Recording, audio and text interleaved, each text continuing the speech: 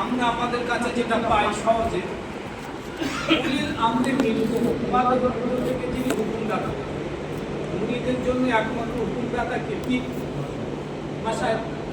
তাহলে এর অনুগত করা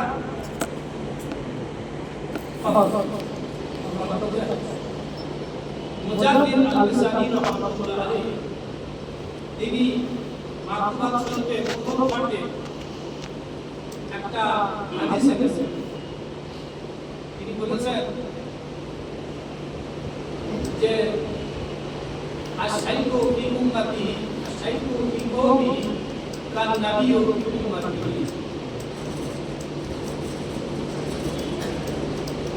উম্মতের কাছে নবীর যেমন মর্যাদা, অর্থাৎ সাহাবীদের কাছে, মুসলমান মুমিনের কাছে নবীর যেমন সম্মান, তেমনি তার জাতি মুহাম্মদের কাছে তার পীরের সম্মান। এটা বসিরহাট আল্লামা মুহাম্মদ সাহেব রাহমাতুল্লাহ আলাইহি তার লিখিত 3 মুজিদাতে লিখেছেন। তাহলে এখানে বোঝা যায় যে আনুগত্য করতে গেলে একমাত্র কাজ করতে হবে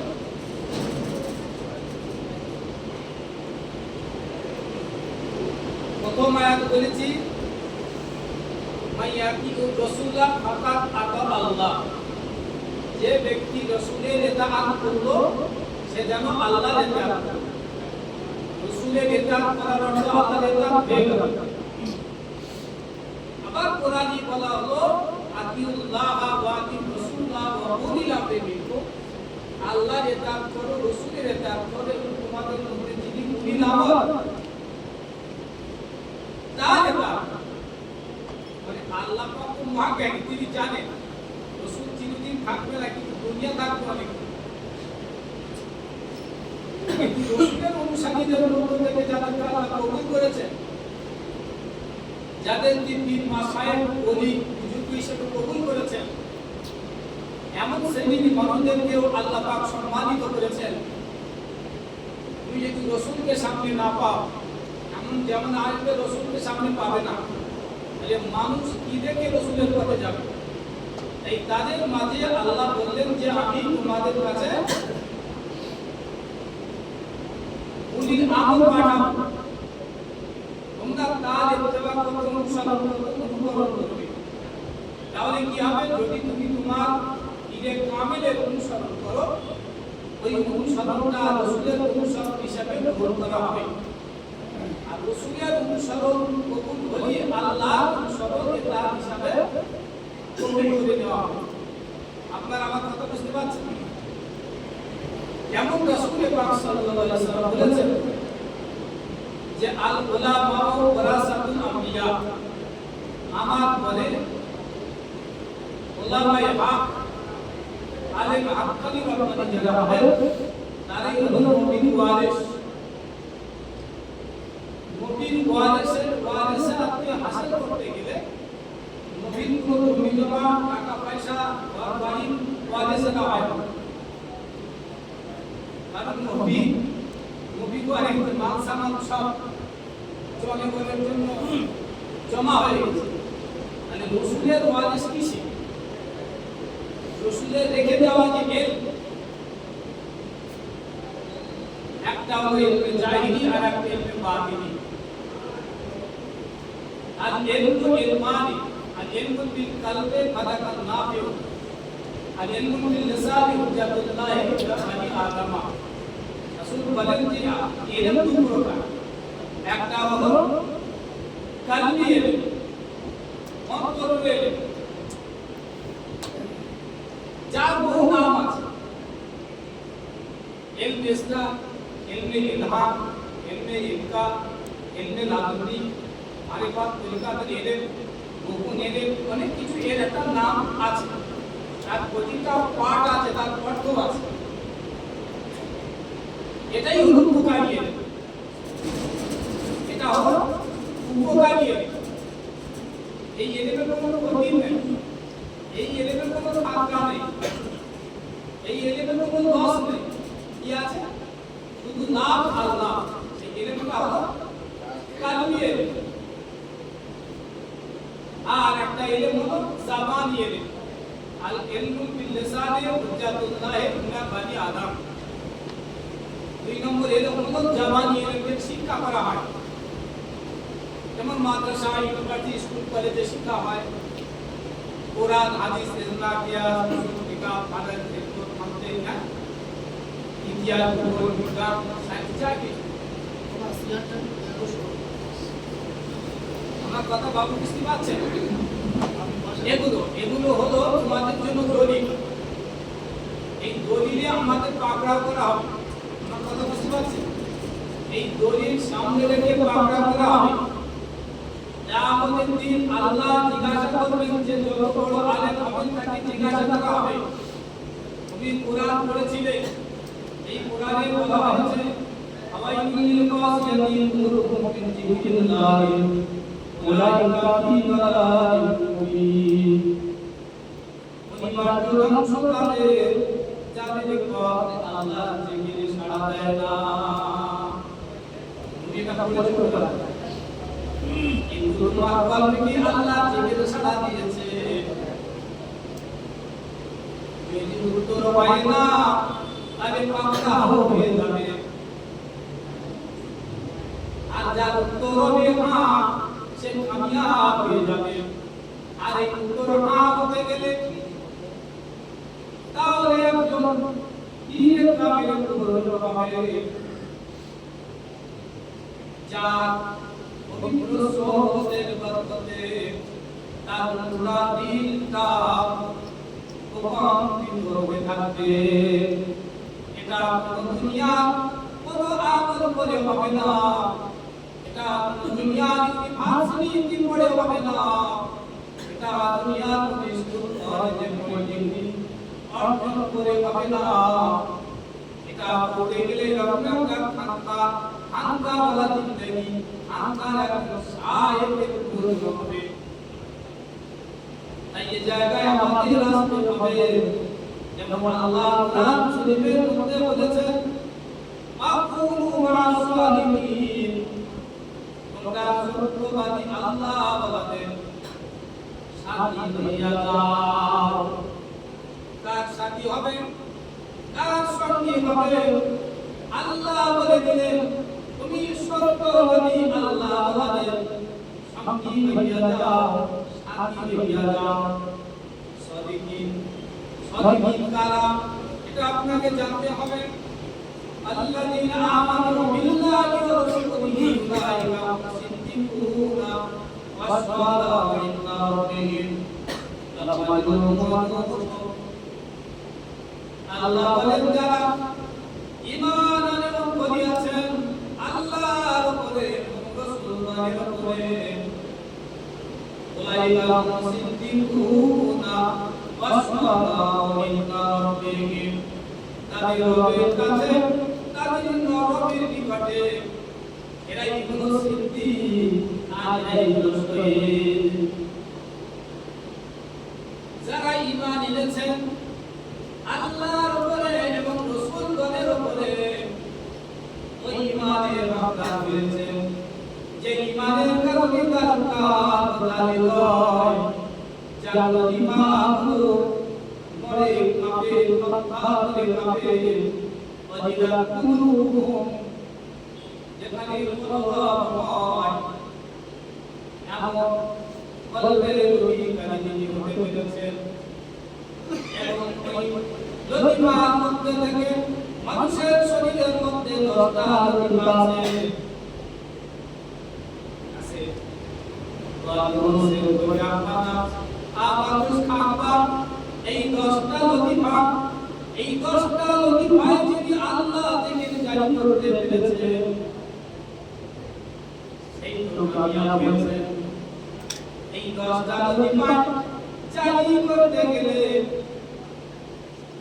একজন সিদ্ধ পুরুষের প্রয়োজন হয়, যাকে বলা হয় সাদিকিন, যাকে বলা হয় সিদ্দিক, যাকে বলা হয় কামেল কামেল।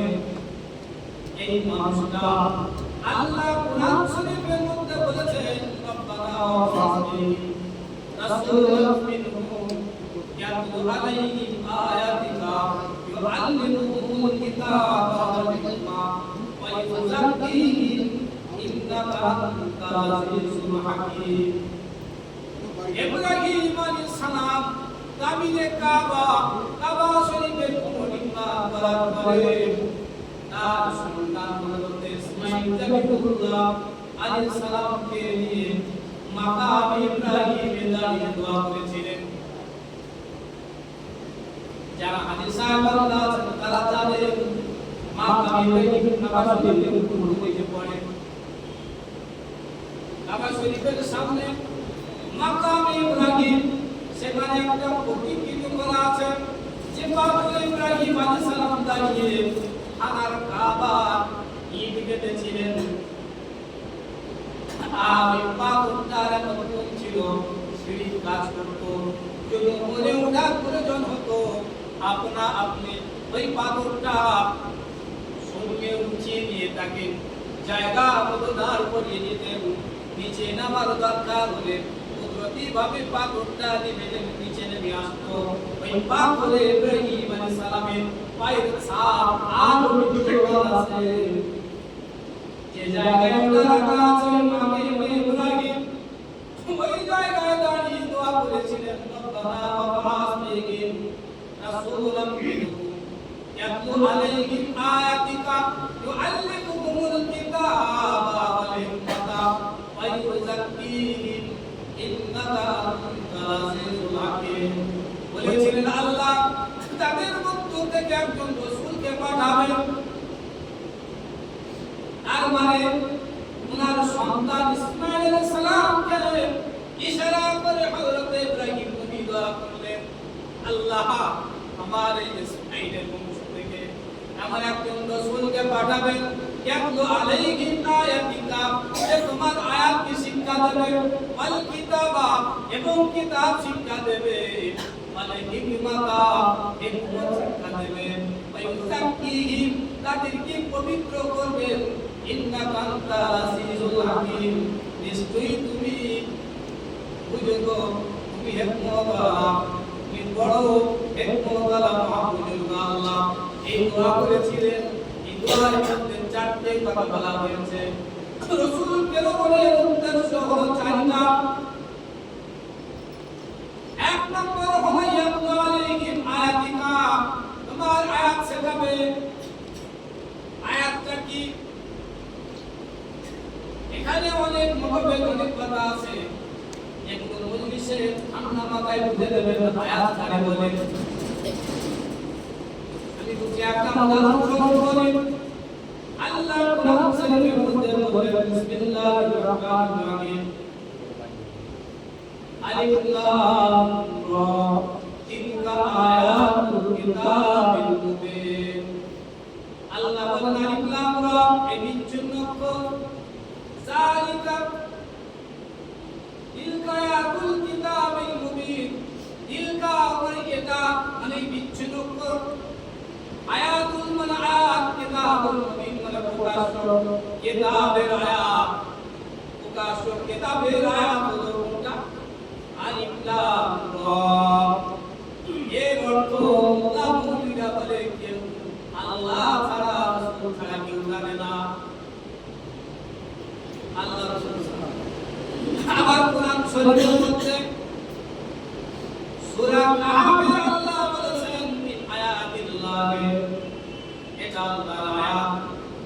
ওই কুরআনবাসী দরবেশ সাতজন দরবেশ যুবক আল্লাহ বলি, তাদের নাম তাফসীরে এসেছে মারুজ দাবাতুস সাদনুস কাশাফ তাকিউস ইয়ামলাকা মাকসালিনা মাসলিনা। এই সাতজন দরবেশ তারা শহরে বাতে বাঁকা বংশের গাড়ে জমিনে এই পাহাড়ি গুহায় তারা অবস্থান করেছিলেন। সেই সময়কার জালিম বাদশাহ মুতাকিয়া সে ছিল ওই মুশরিক, সে ছিল মূর্তি পূজক। তাদের প্রতি মূর্তি পূজা করার জন্য অত্যাচারে জুলুমের ইস্তেমাল চালালো। মুসলমানদেরকে ধরে ধরে একত্ববাদীদেরকে ধরে ধরে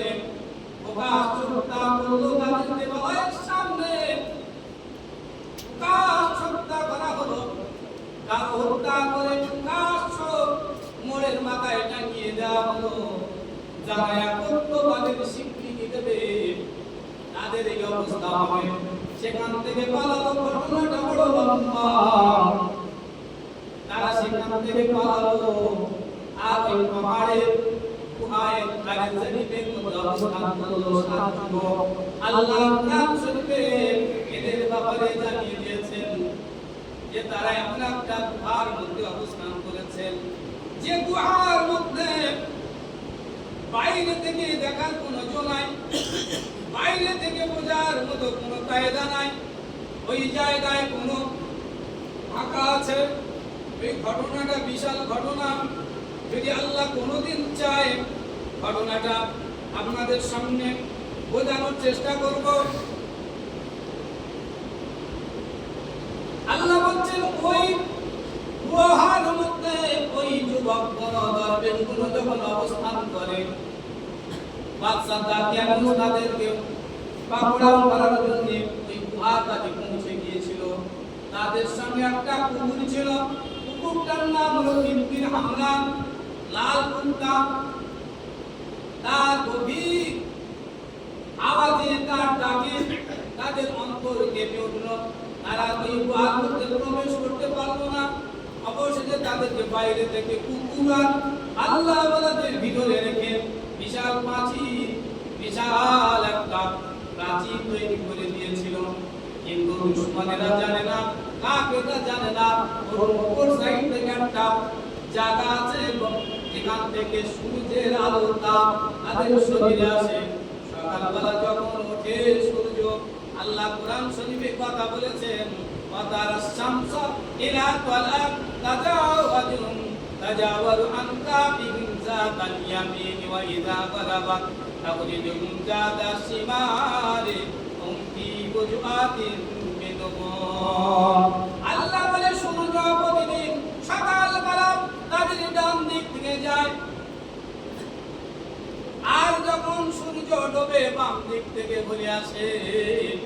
অর্থাৎ প্রতিদিন ওই আসামে কাহাফে সূর্য প্রতিদিন দোয়া করে। সূর্য যখন সকালবেলা ওঠে ডান দিক থেকে যখন যায়, তখন তাদের শরীরে এই সূর্যের একটা তাপ লাগে। আর যখন সূর্য ডুবে যায় বাম দিক থেকে, তখনও তাদের সূর্যের একটা তাপ শরীরে লাগে। আল্লাহ বললেন যালিকা মিন আয়াতিল্লাহ, যালিকা মিন আয়াতিল্লাহ। আল্লাহ বলছেন আল্লাহর আয়াত, এটা আল্লাহর নিদর্শন। আয়াত বোঝা যাচ্ছে। আয়াত কারে বলে? ওই যে কোরআন শরীফে মই বলবো বলেছে ও আয়াত। আসল আয়াত হচ্ছে একটা বলেছে আয়াত, ওই বিচ্ছিন্ন অক্ষর যার অর্থ আল্লাহ রাসূল ছাড়া কেউ জানে। এখানে একটা গোপন রহস্য কি মানে। আর এখানে আয়াতের মধ্যে বলা হয়েছে যে মিন যালিকা মিন আয়াতিল্লাহ, এটা আল্লাহর একটা আয়াত, এটা আল্লাহর একটা নিদর্শন। মানে আয়াত এই আল্লাহর নিদর্শনের শিক্ষা দেয় কে? রাসূল। কারণ এই গুপ্ত ইলমের একমাত্র শিক্ষাদাতা হলো রাসূল পাক সাল্লাল্লাহু আলাইহি ওয়াসাল্লাম। আমরা যে আয়াত শিক্ষা দেই আর রাসূল যে আয়াত শিক্ষা দিয়েছিলেন, এতে আলেমরা জেনে রাখো যে মধ্যে অনেক বিস্তর ফারাক আছে। আল্লাহ বলতেছেন মাইয়াহদিল্লাহু ফাহুয়াল মুহতাদ, আল্লাহ যার হেদায়েত করে সেই হেদায়েত পায়। লাম তাজিদ লাহু ওয়ালিয়া মুরশিদা, আর আল্লাহ যার গোমরাহ করে সে কোনো ওলি মুরশিদ পায় না রে। আল্লাহ যার বরবাদ করে সে কোনো ওলি মুরশিদ পাবে না। এটাই আল্লাহ বিরোহাদা। আল্লাহকে পেতে গেলে, হেদায়েত পেতে গেলে একজন ওলি মুরশিদের প্রয়োজন আছে, একজন ওলি কামেলের প্রয়োজন আছে। কিন্তু যাদের নসিব বড় খারাপ তারা ওলি মুরশিদ পাবে না। তারা যদি দেখে মানতে পারবে না, যদি তারা শুনে মানতে পারবে না, যদিও তার দরবারে বসে মানতে পারবে না, কারণ তাদের নসিবে ধ্বংসের আছে। কোন জান্নাতীকে তুমি জাহান্নামে বানাবে,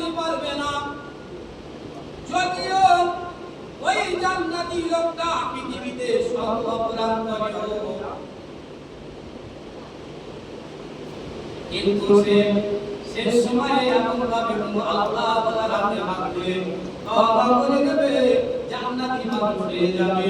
তুমি তার গুনাহ বদনাম করে কিছু করতে পারবে না, আর কোন জাহান্নামীকে তুমি জান্নাতি বানাতে পারবে না। যদিও লোকটা দুনিয়ায় বহু নেক আমল করে, নেক কাজ করে, আলেম হতে পারে, হাফেজ হতে পারে, কাজী হতে পারে, মুফতি হতে পারে, মাওলানা হতে পারে, হাজী হতে পারে, গাজী হতে পারে, ইমাম হতে পারে, অনেকে ইসলামের অনেক বড় বড় দায়িত্ব প্রাপ্ত দায়িত্ববান হতে পারে, কিন্তু ওর নসিবে যদি জাহান্নাম লেখা থাকে, ওর জীবনের শেষ মুহূর্তে এত ভালো কাজ করার পরেও এমন একটা কাজ করে বলা যাবে যার জন্য ওর জাহান্নাম ওয়াজিব হয়ে যাবে। হাদিসে আছে আল্লাহর নবী একদিন সাহাবীদের নিয়ে আলোচনা করছেন, বলছেন সাহাবীরা তোমরা কি বলতে পারো আমার দুই হাতে কি আছে? সাহাবীরা বললেন আল্লাহ এবং রাসূল বেশি জানেন। আল্লাহর নবী বলেন আমার ডান হাতে আছে একটা আসমানি কিতাব, এই কিতাবের শুরু থেকে শেষ পর্যন্ত যত মানুষ আল্লাহর জান্নাতি হবে তাদের নাম, তাদের বাবার নাম আর তাদের গোত্রের নাম লেখা আছে, একটা কম হবে না আর একটা বেশিও হবে না। আসমানি কিতাব, যে কিতাবের মধ্যে দুনিয়া শুরু থেকে শেষ পর্যন্ত যত মানুষ জাহান্নামী হবে তাদের নাম, তাদের বাবার নাম, তার গোত্রের নাম লেখা আছে, একটা কম হবে না একটা বেশিও হবে না। তাহলে বোঝা গেল জান্নাতি আর জাহান্নামী আল্লাহ সেটেল করে রেখেছেন। আল্লাহ বলে নবীরে তুমি কাদের বোঝাও, তুমি দুঃখ না যারা তোমার কথা শুনে মানে না, তোমার উপদেশ গ্রহণ করে না, তুমি কাদের বোঝাও, তুমি দুঃখ করো না নবীরে। ওয়ালা তাসালুনা আসহাবিল জাহিম, আর আপনাকে জাহান্নাম জাহিমবাসীদের সম্পর্কে জিজ্ঞাসিত করা হবে না। কারণ হলো ওদেরকে আমি জাহান্নামী বানিয়েছি, শুধু তারাই তোমার কথা মানবে, তারাই তোমার অনুসরণ করবে যারা খাশা রহমান বিল গায়ব ফাবাশশিরহু মাগফিরাতান ওয়া নাজিমা। আল্লাহ বলেন যারা আল্লাহকে না দেখে বিশ্বাস করে, আখিরাতের প্রতি ঈমান রাখে, যারা আপনার উপদেশ মেনে চলে, এরাই শুধু আপনার কথা মানবে। যারা খাশিয়া রহমান বিল গায়ব, যারা আল্লাহকে ভয় করে আর গায়ব মানে অদৃশ্য বিষয়ের প্রতি, আখিরাতের প্রতি বিশ্বাস করে, শুধু তারাই আপনার উপদেশ মানবে। রাসূল তো আনসারতু আল্লাহ তুনজিলুম লা ইউমিনুন। ওরা একজন কথা বল والذين ختم الله على قلوبهم وعلى سمعهم وعلى أبصارهم غشاوة ولهم عذاب أليم। আল্লাহ বলেন যারা কাফের হয়ে গেছে, ইন্নাল্লাযীনা কাফারু, নিশ্চয়ই যারা কাফের হয়ে গেছে, অবাধ্য হয়ে গেছে, সত্য গ্রহণকারী হয়েছে, সাওয়াউন আলাইহিম আআনজারতাহুম আম লাম তুনজিরহুম লা ইউমিনুন। তাদের তুমি জাহান্নাম আযাব গজবের ভয় দেখাও আর নাই বা দেখাও, সমান কথা লা ইউমিনুন, ওরা কোনদিন মানবে না। কারণ খাতামাল্লাহু আলা কুলুবিহিম ওয়া আলা সামিইহিম ওয়া আলা আবসারিহিম গিশাওয়াতুন ওয়া লাহুম আযাবুন আযীম। আল্লাহ বলে আমি তাদেরকে অন্তরে তাদের কলবে মোহর মেরে দিয়েছি, কাফিরের মোহর, বেঈমানের মোহর, মুনাফিকের মোহর মেরে দিয়েছি, এবং তাদের কর্মফলে মোহর মেরে দিয়েছি। তুমি যতই কথা বলো, যতই হকের কথা বলো, সত্যের কথা বলো, নেকির কথা বলো, ওর কর্ণ করে পৌঁছবে না, ওরা শুনেও শুনবে না। ওয়ালা বসারি হিসাবা, তাদের চোখ পরিবেশে পর্দা ছাড়ন, তাদের চোখে প্রতি মারা আছে, পর্দা দেওয়া আছে, তারা দেখো দেখবে না। আল্লাহ বলে ওয়ালাহুম আযাবুন আলীম, এদের জন্য রয়েছে কঠিন মর্মন্তুদ আযাব।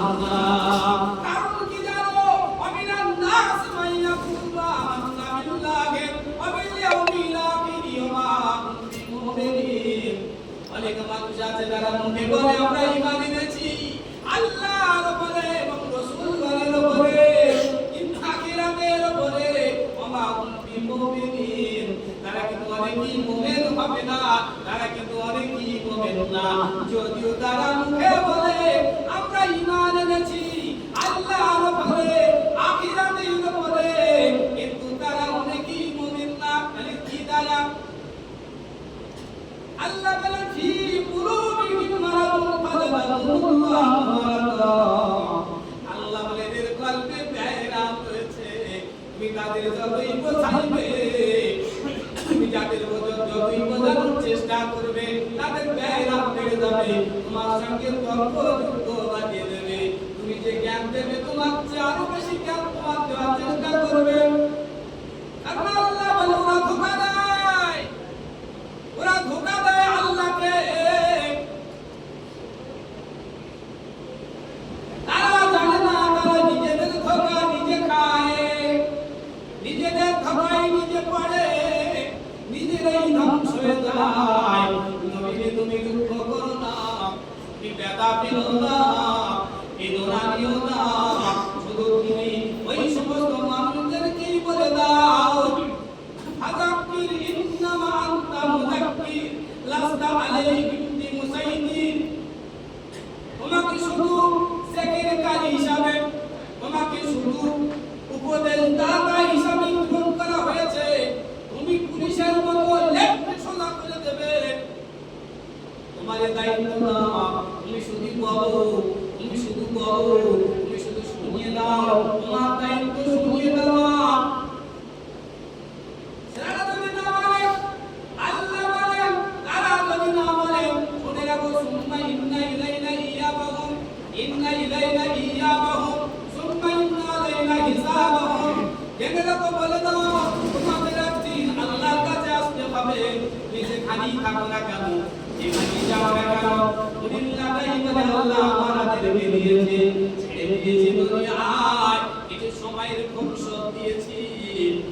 যাই করবে করো ইস্তাতা দিয়েছি স্বাধীনতা দিয়েছি তুমি যেদিকে যাও না কেন আমি আল্লাহ আমার কাছে ফিরে আসতে হবে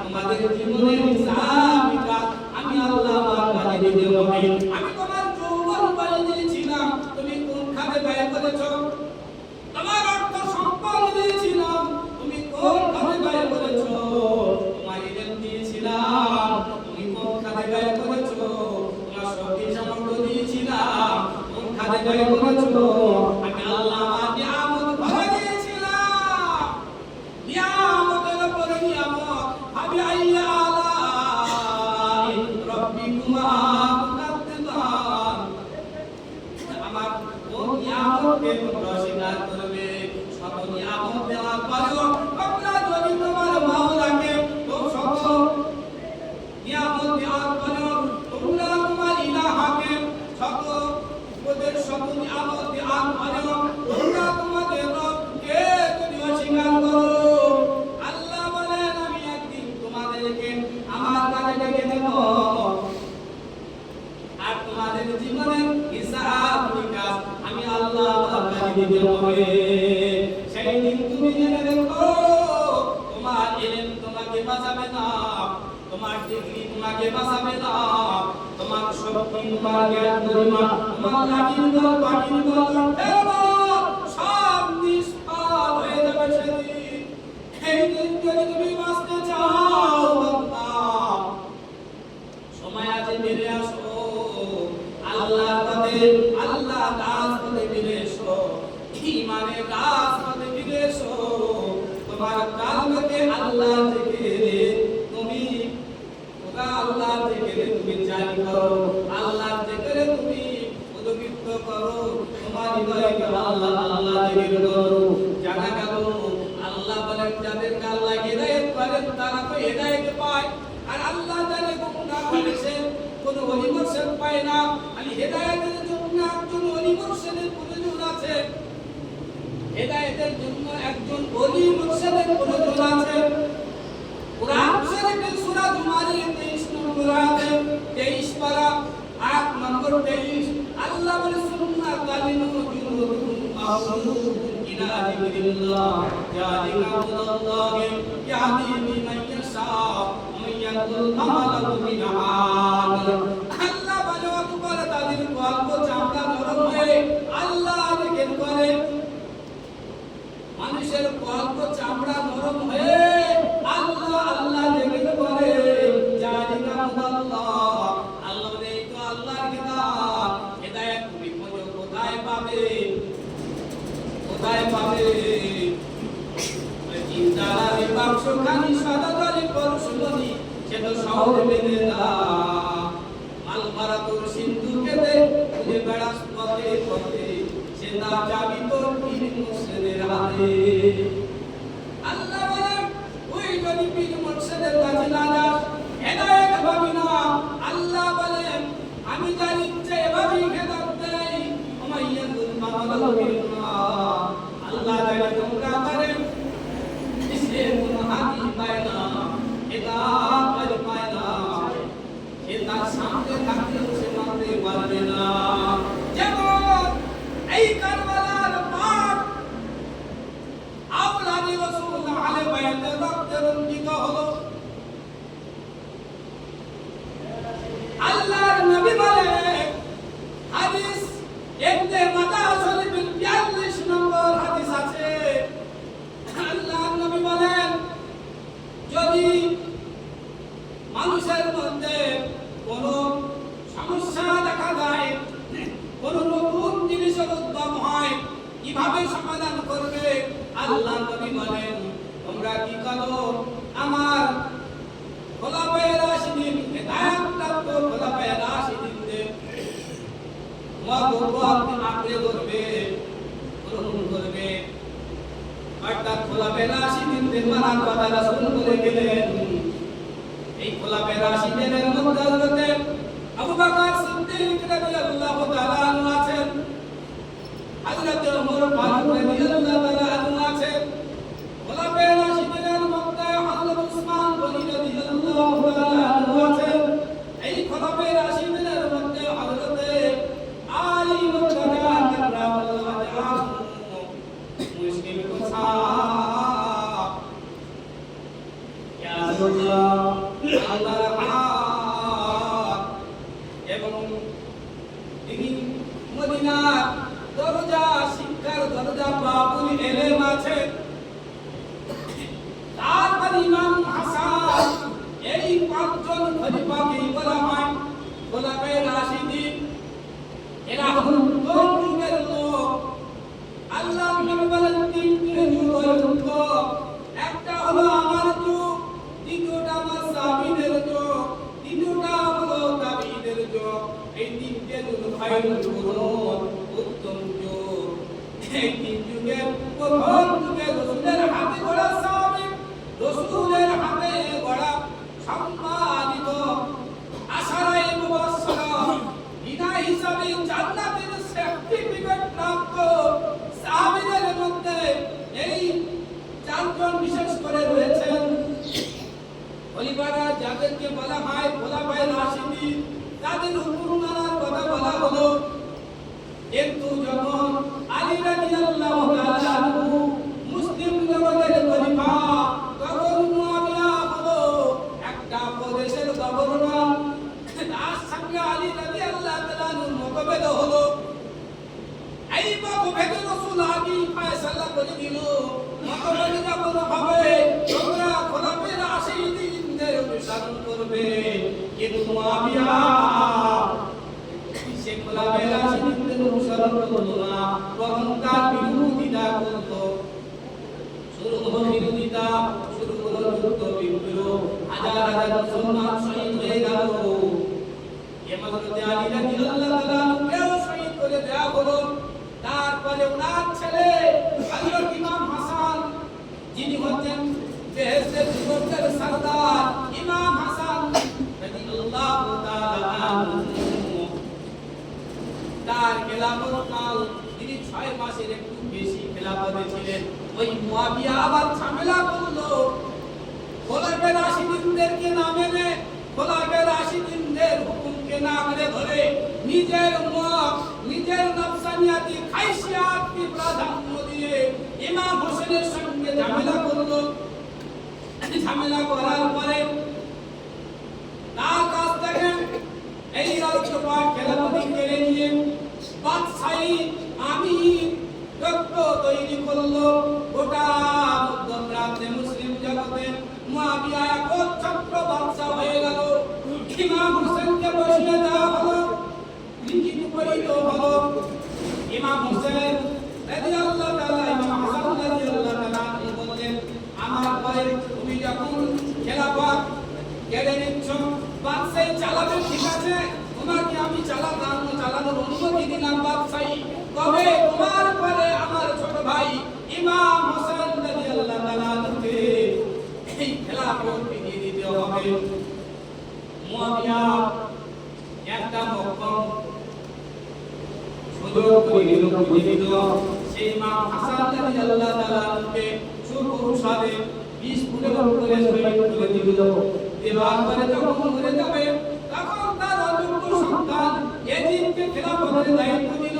সে জানে আমার মরণের পরে এই মুসলিম উম্মাহর একমাত্র যিনি দিশারি হেদায়েতকারী, এই মুসলিম উম্মাতের যিনি একজন উপযুক্ত নেতা, যিনি হচ্ছেন বেহেশতের যুবকদের সরদার ইমাম হোসেন আলাইহিস সালাতু ওয়াস সালাম, তার এই খেলাফতের পাওনা কিন্তু দিতে হবে ইমাম হোসেনকে বুঝিয়ে।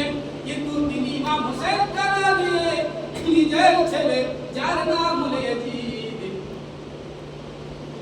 এই ইয়াজিদকে অনুপযুক্ত জেনেও এই ইসলাম এবং মুসলমানদের দায়িত্ব এবং অযোগ্য জাহেল মুরাক্কাব ইয়াজিদের কাছে দায়িত্ব দিল। আর পরে শুরু হলো, এদিকে ওর বাপ যুদ্ধ করলো হযরত আলী রাদিয়াল্লাহু তাআলার সঙ্গে, যেখানে কারবালার একদিকটা আছে ফোরাত নদী। এখন নদীটা বুঝে গেছে, ফোরাত নদী থেকে একটা ওই নারী খাল এসেছিল, এর পিঠে করলো আলী রাদিয়াল্লাহুর সঙ্গে যুদ্ধ। আর আলী রাদিয়াল্লাহুর পরে ইমাম হোসেনের সঙ্গে মুয়াবিয়ার ছেলে যার নাম হলো ইয়াজিদ ইবনে মুয়াবিয়া ইবনে আবু সুফিয়ান, সে যুদ্ধ করলো ওই নদীর ওপারে, যেটা হলো কারবালা। ওই কারবালার ময়দানে টেনে নিয়ে গেল।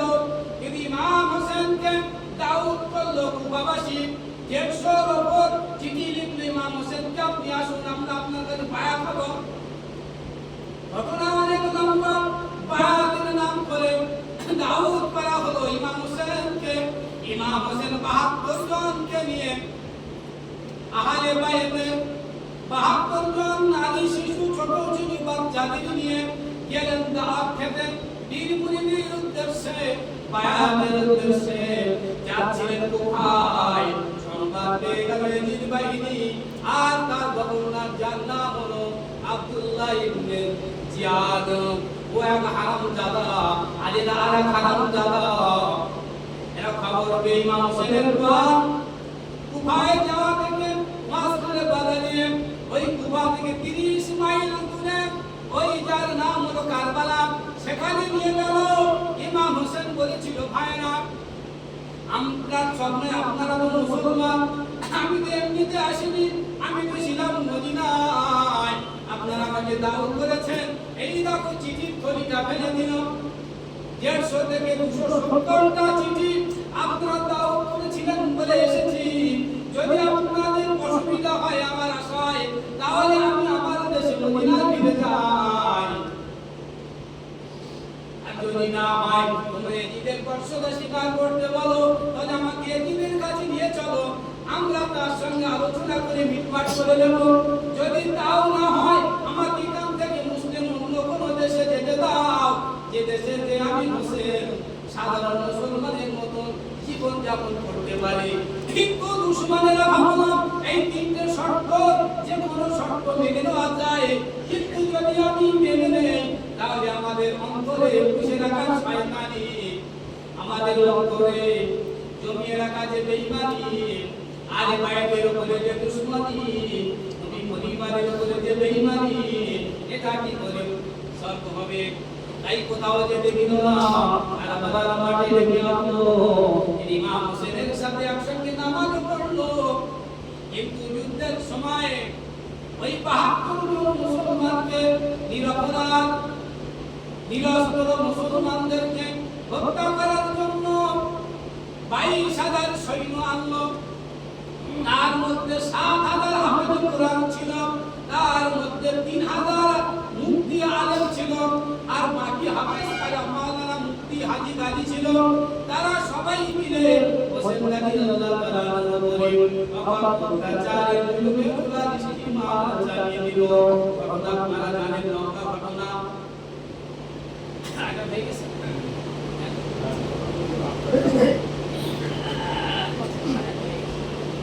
আচ্ছা বন্ধুরা, আলোচনা অনেক লম্বা দিন, ইতিহাস বড় লম্বা, ইতিহাস বড় করুন। এখানে বোঝেন ইমাম হোসেনকে অন্যায়ভাবে কুফায় থেকে সরিয়ে হটিয়ে কারবালায় আনা হয়েছিল। এটা একটা যুদ্ধ না, এটা একটা জুলুম ছিল। এই একটা ষড়যন্ত্র জুলুম ছিল। আহলে বায়াতের মধ্যে ধ্বংস করার একটা চক্রান্ত ছিল। আল্লাহ রাসূল বলেছেন, যারা আমার আহলে বায়াতকে মানবে তারা আমাকে মানতো, যারা আমার আহলে বায়াতের সঙ্গে দুশমনি করলো তারা আমার সঙ্গে দুশমনি করলো। আহলে বায়াতের মহব্বত আমার মহব্বত, ঈমান আহলে বায়াতের ঈমান। যারা আহলে বায়াতের দুশমনি করলো তাদের মধ্যে ঈমান ইসলাম পায় না। এই কারবালা এটা হলো নফসানিয়াতের আয়েশাতে একটা বহিঃপ্রকাশ ঘটেছিল। দুই পক্ষে ছিল মুসলমান, দুই পক্ষের কাছে ইসলামের পতাকা লা ইলাহা ইল্লাল্লাহ মুহাম্মাদুর রাসূলুল্লাহ, দুই গলি নামাজ পড়েছিল।